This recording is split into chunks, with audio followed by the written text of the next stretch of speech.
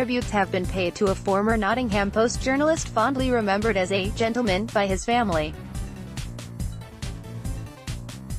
Herbert William Withers, known as Bill, died last Thursday, August 16, at the age of 89. He had been unwell with cancer and pneumonia, his family said.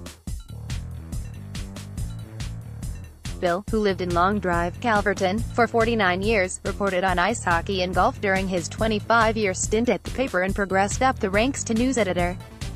He married fellow reporter, Mollie, before moving into public relations, working for Nottinghamshire County Council for 14 years.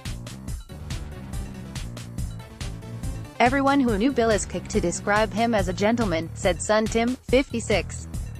His gentle humor, wit, wisdom and sense of fun were noteworthy, aligning with an even temper which ensured that he was valued highly by friends and family.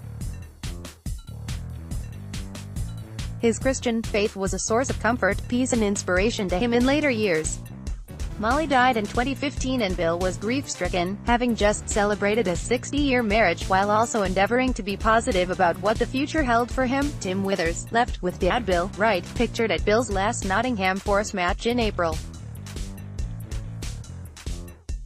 Tim, chief executive of an academy trust, of Portishead, near Bristol, said his dad had been a season ticket holder at the City Ground from 1974 up until last season, where he watched the Reds draw 0-0 against Bristol City last April in his very last game.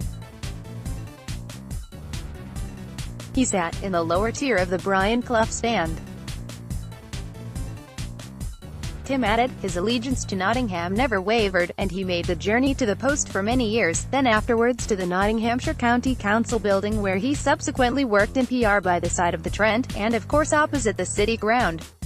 Bill became a steadfast Forest supporter, seeing the rise through to halcyon days, and enjoyed seeing world stars jogging past his window in the Clough era along the Trent.